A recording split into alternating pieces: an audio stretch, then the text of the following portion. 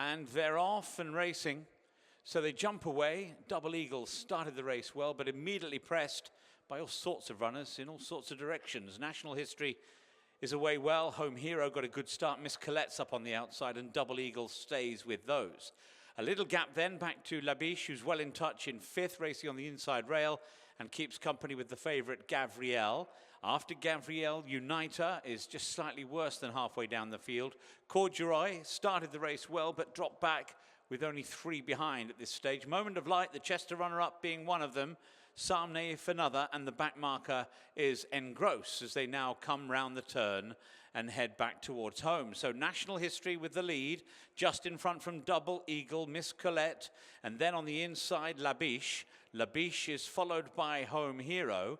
Corduroy and Gavriel are the next two. Then Uniter, Patiently Ridden. Moment of Light is further back and just nudged along as well with Samnaif and also Engross at the back end of the field. Less than 3 to run now. National History leading up from Double Eagle in second. Behind them, both Home Hero and Labiche, both of those now under pressure. Gavriel's got 4 lengths to find on the front few. Further back is Uniter, who needs to fly from there. And Moment of Light looks to have an impossible task. National History is out in front here.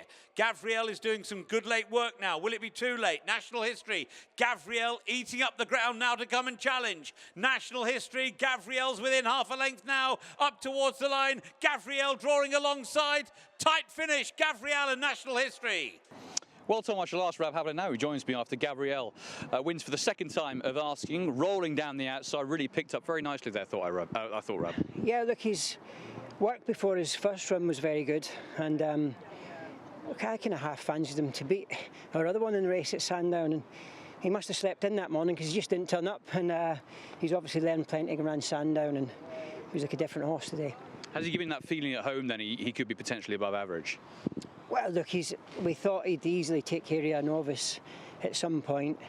You know, we expected him to be green, but it was 4 runners the last day, and we thought Sandown might play into his strengths, but so he's learned plenty on that occasion, and put it to good use today.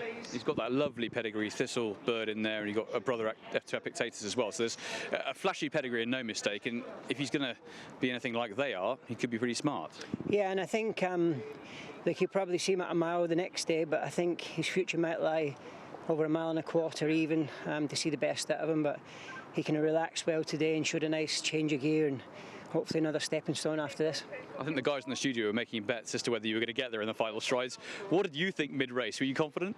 Half a furlong I knew I was always going to get there. I gave him two flicks, and so I put my stick down, and you know, as the closer I was getting to the Godolphin horse, the better he was picking up, so I was quite confident. Yeah, and he's clearly learned plenty for that opening outing at Sandown. At Sandown he was hanging left, and he hit the ridges gone down the back, and sometimes that can completely put them out of sync, and they just never get themselves reorganised. So it was an eventful race that day, and look, he's learned plenty, and let's hope he can keep continuing to improve.